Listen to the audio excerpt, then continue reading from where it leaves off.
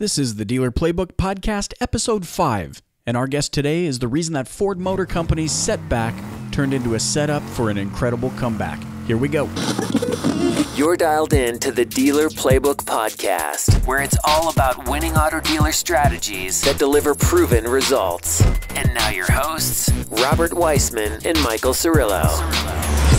All right, everybody, what's going on? My name is Michael Cirillo. I couldn't be joined today by my co-host of the Dealer Playbook, Robert Weissman. He's busy doing his thing, but I wanted to give him a shout out since he couldn't be here. He can at least be here in the intro of this episode. But I gotta say, I'm just so extremely excited about what's happening with the Dealer Playbook. The feedback has been incredible. There's so many people listening to it in the automotive industry. We were extremely fortunate to launch our podcast officially while we were attending Internet Sales 20 Group in Atlantic City, New Jersey, and you know, I couldn't be more excited that within 48 hours, the podcast hit new and noteworthy on iTunes in the iTunes podcast market. So thank you to everyone who's been listening to these episodes. We've had some incredible guests, and today is no exception. I am so thrilled and excited to present our guest to today for today's episode, Dr. Willie Jolley.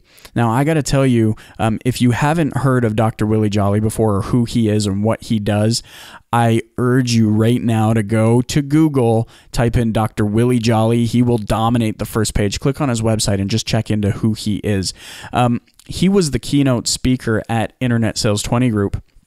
And I have to admit, prior to attending Internet Sales 20 Group, I didn't really know much about who he was or what his message was.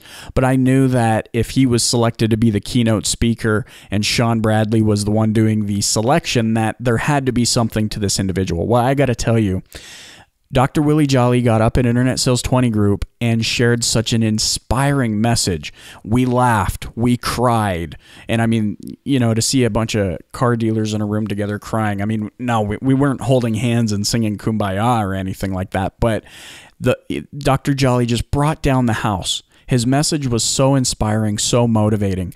It was a message that perfectly fit in with the theme of the Internet Sales 20 Group, which was to do more, be more, achieve more, you know, to essentially become greater than who you are today, about progression, not perfection. And that's a message that really resonates so deeply with me, and I know it resonates with Robert, and that's one of the reasons why we do the Dealer Playbook in the first place, is because we have such a deep, profound desire to help dealers achieve greater levels of success. I got to tell you, something that I love about the car business is that I believe, you know, the auto industry is an industry that at its core is built upon progression and becoming something and being great and self-mastery.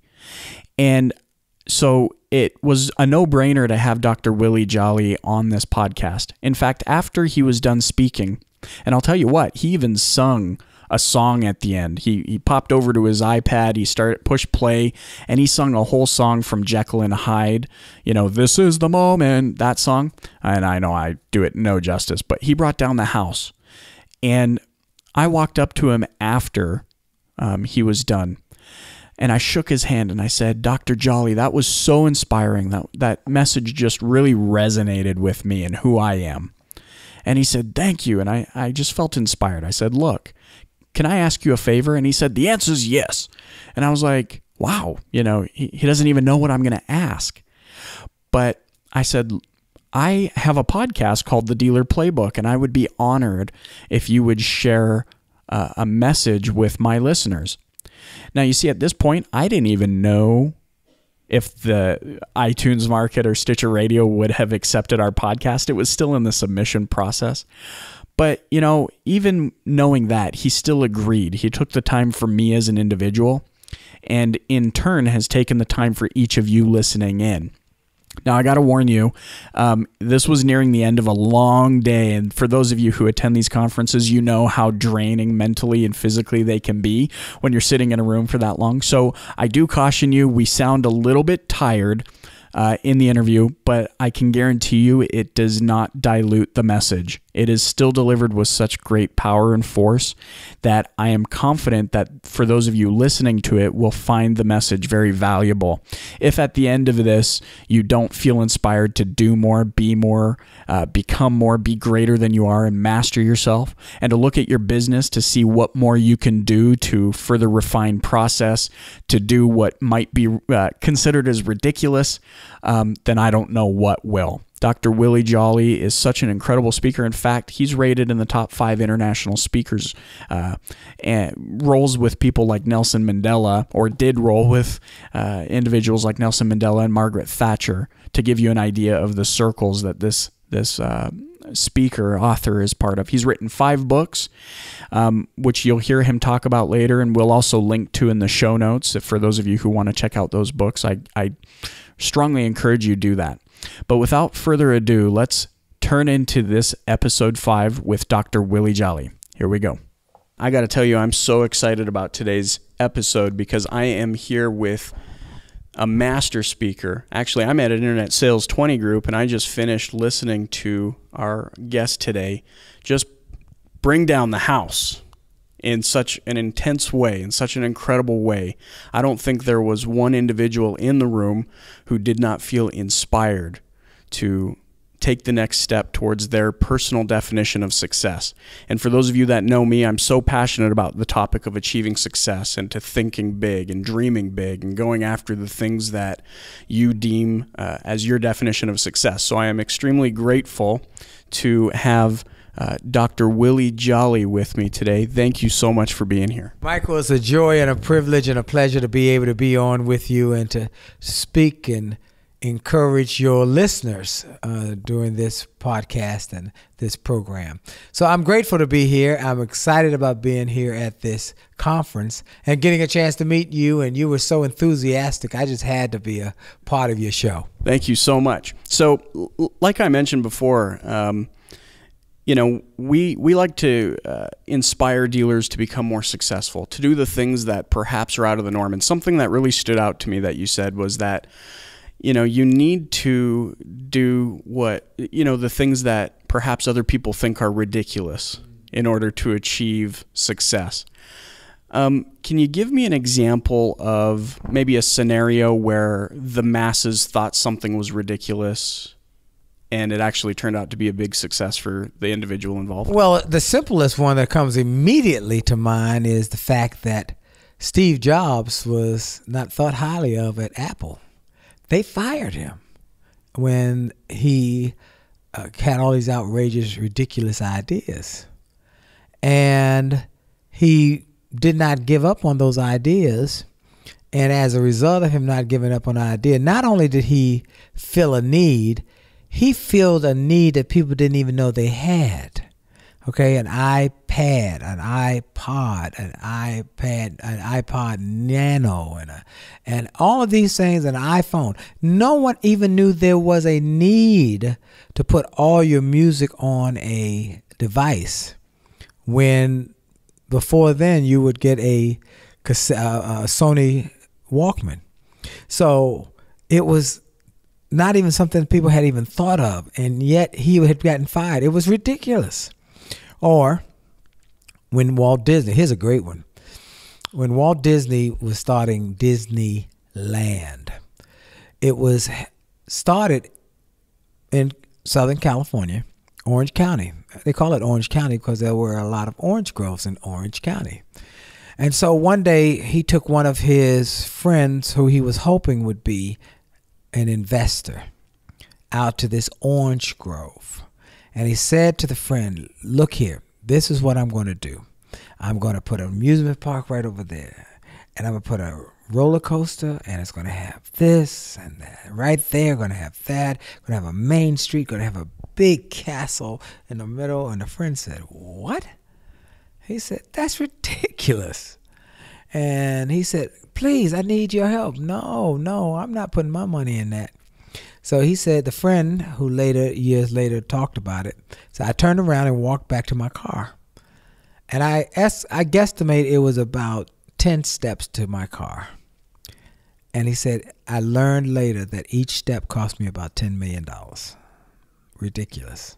So what I'm saying to that is that as we look at the auto industry, a rapidly changing, very competitive, highly complex industry, it still comes down to people who are willing to think new thoughts or try new things and think positive about them, and not to talk themselves out of their ideas or possibilities by saying, well, that's never been done before.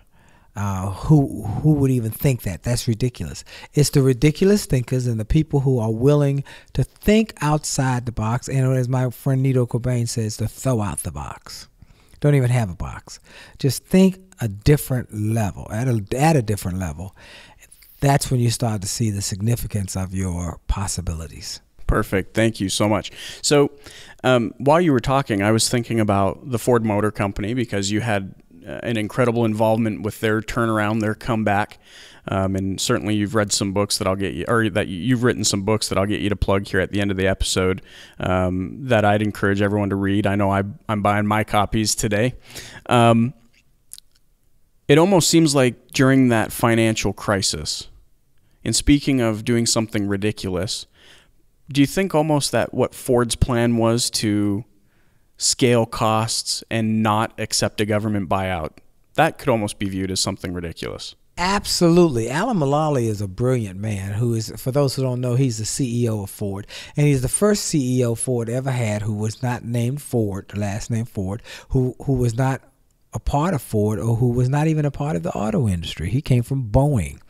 And so when they brought Alan Mulally in, many of the people in the auto industry thought Ford had lost his mind, because they were already in trouble. They were already had lost market share, tremendous market share. But he came in with a new kind of ridiculous thought that let's start to scale back, let's start to focus on our core brands, and then let's get better. Let's just make it a deal to everyday top. And one of the things he talked about was, and I've heard this said over and over again, he said to the people who would come in for the corporate meetings, look, I need you to be honest with me. And then he would press them. How things going? Things are going good. No. Let's talk really how things are going. What were the numbers, and how were the numbers in comparison with the other metrics? Well, so he said, I need you to be honest, because we can't fix it unless you're honest.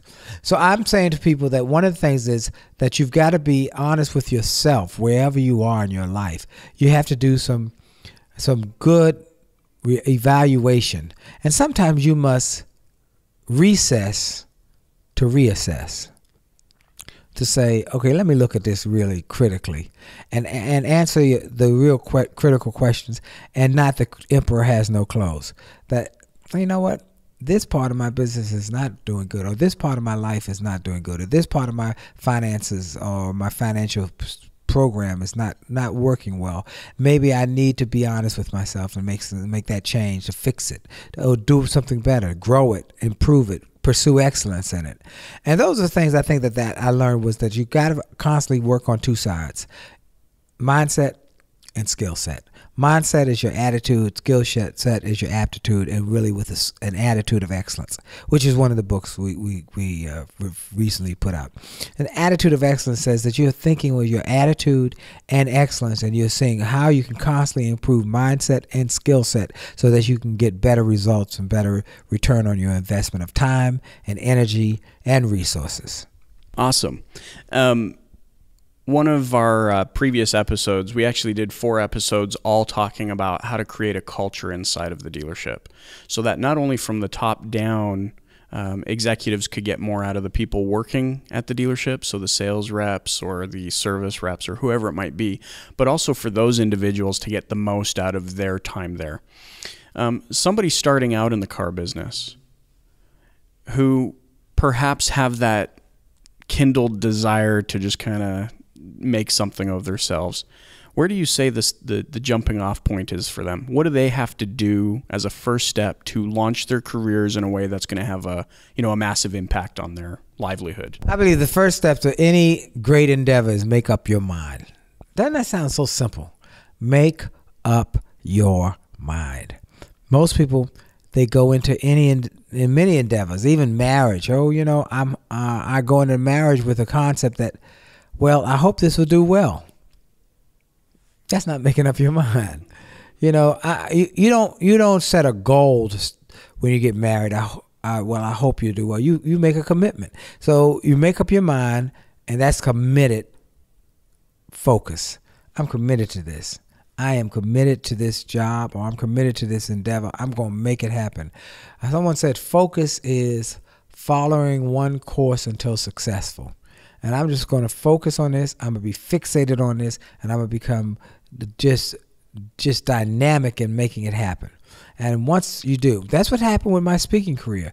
When I got fired from my job as a nightclub singer, and said, you know what, I'm going to go do something else. And I decided to go into the speaking industry. I went all in, both feet jumping in, every inch of my being. And I remember a little quote I heard one time. You got two little birds sitting on a telephone wire. One of them decides to fly away. How many little birds do you have left? Two little birds. Because until you take action on that decision, and really courageous, faithful action, then the decisions don't have the staying power. So you must first make up your mind, then act on that decision, and act with all that you have within you. I mean, all in. And then you'll find out that you have no regrets at the end of the day. So it's really that making up your mind that increases your willingness to do whatever it takes. Do you think that that's a message that's lacking with people now, that, hey, you need to figure out what you want? I always think of like New Year's resolutions and why they're abandoned so quickly. It might be the sales rep that says, hey, I'm going to sell 20 cars a month, or it could be, the person giving up on their fitness goals or whatever it might be. Is it a level of willingness? Is it because they didn't make up their mind, sealed enough in cement, or is there other factors you think that contribute to why people give up? I believe that people give up because their why is not strong enough. The why in their life. So, New Year's resolutions. Most people make a New Year's resolution and they don't write it down, first of all, usually. It's not a goal, it's a resolution. And it's not a commitment, it's a resolution. I resolve to do this. And then it's not clear in their mind. It's not a why. So I'm going to lose weight. They don't say how much. I'm gonna make more money. How much? Oh, here's one that gets me. I'm gonna be happy. How do you measure that? Okay, I'm happy every day I wake up. Every day I wake up without a chalk outline around my body, I'm happy. So I think that one of the things that is important that you get a why. Nietzsche said, if you have a strong enough why, you can overcome any how. And so when you look at your why do you do it? Well, maybe you want to buy your parents a home, and they sacrificed for you, and this is my one goal. Or why I've worked hard because my kids are the joy of my life, and I'm gonna make sure that they go to college, and I'm gonna put money in the bank. I'm gonna have money prepared for that. I'm gonna work extra hard. Why are you doing it? Because if the why is not strong enough, you'll fall off, and that is why many people don't reach their goals. They say, I'm going to do 20 cars a month, but the why is it you're doing it? Or once you hit it once, how do you sustain it? Is it sustainable? What's the reason that keeps you going every day? And so what is the motivation? Zig Ziglar said something one time. He said, if somebody's not achieving what they are potentially able to do because of some reason, then we got to look at two assets that are 2 points that would impact them. One, they're not motivated, or two, they're sick. Now, if they're motivated, then they're not motivated, they can get motivated, and they're sick. If they're sick, then we got to find a way to help them get well, so then they can achieve what which is within them. Everybody has a ability. Everyone has a amount of genius that's placed inside of them. And once they find that genius, if they're willing to work on it and develop it, then they will be able to do more with what they have and become an expert in their area of expertise. So I like to say it like this. In my dissertation, when I wrote for my doctorate, God's gift to us is life. Our gift to God is what we do with our lives. And we should live extraordinary lives and therefore use the gifts that we have. And Michael Jordan said a quote I love. He said, talent is God-given, but ability takes work. So you must have the gift and then develop the gift. And then it goes back to that again, mindset, attitude, skill set, working on a position of excellence. I'm just going to be the absolute best that I can possibly be. That's so incredible. Thank you so much for taking this time with me. I appreciate it. I could sit here and talk to you all day. I feel like I need to move in with you and just get the inspiration on a daily basis. But tell me, for those listening in, how can they follow you? How can they get in touch with you? And what materials do you have for those that are ready to kick things up a notch? Well, I'm grateful that we have a number of ways for people to access me because we've got a lot of content. First of all, if you got Sirius XM Radio, you can hear me every Saturday at 4 o'clock Eastern Time on channel 141 on Sirius XM, where I interview some of my buddies in the self-help and in the success and the industries, whether it's a Colin Powell, whether it's a Ben Carson, whether it's a Tom Hopkins, whether it's a Mark Victor Hansen, whether it's a Harvey McKay, whether it's a Brian Tracy, whether it's a Les Brown, a Wally Famous, same as a B. Smith, a Sheila Johnson, a Bob Johnson. You just go down the list. We have some of the best and brightest thought leaders. So that's Sirius XM channel 141, Saturdays at 4. Also, you can go to my website, williejolly.com. And if you go to williejolly.com/free, williejolly.com/free, you can get excerpts from those Sirius XM shows. You can get, a few choice excerpts. But if you want the whole show and you want to start getting an ongoing diet of the greatest thought leaders into your consciousness so that you can learn from them and do what they've done and learn how to do more with what you've got and learn from people who've already achieved it, then you go to walkwithwealth.tv, walkwithwealth.tv. So if you go to all of that, then get my books on my website, 5 books, I'm sorry. It only takes a minute to change your life. A book of 1-minute motivational messages. A setback is a setup for a comeback. How to get over the dramas of life, the challenges of life, the difficulties of life, and turn them into comebacks. Turn setbacks into greenbacks. This one talks about what happens when you got a financial setback. Then an attitude of excellence, which I talked about earlier, how to grow your business and grow yourself, all in one book. And then Chicken Soup for the Christian Soul, #2, which I'm on the front cover with Joyce Meyer and Tony Campola, helping people to deal with the really tough, emotional, personal issues in your life. Loss of a loved one, what I call the dreaded D's. Disease, divorce, downsizing, diagnoses, and death of loved ones. That will help. This book will help you. It comes with a CD, so you'll be able to read it and hear it, so you can be inspired and know that your best is yet to come. So don't give up. WillieJolly.com.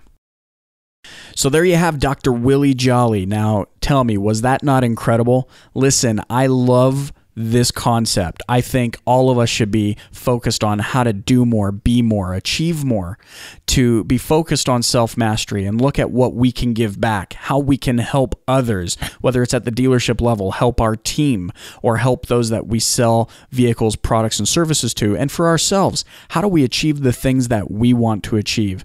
Even though Dr. Willie Jolley and I were quite tired during this interview, he still was able to drop some serious value bombs on us. And so I'm grateful for him for participating in this episode with me. I am grateful for each of you for listening in. We wouldn't be doing this if it wasn't for you, and your support has been just incredible. Don't forget to subscribe, if you haven't already done so, to the Dealer Playbook on iTunes and Stitcher Radio. And when you have a moment, we would greatly appreciate the feedback. So go ahead and leave us a review, leave us some feedback. Visit us at thedealerplaybook.com. And again, don't forget to check out the show notes, where I will be linking to Dr. Jolley's books and also sending over some links to his website so that you can get in touch with him. Again, thank you, Dr. Willie Jolley, and thanks to each of you. This is me wrapping it up. Talk to you soon.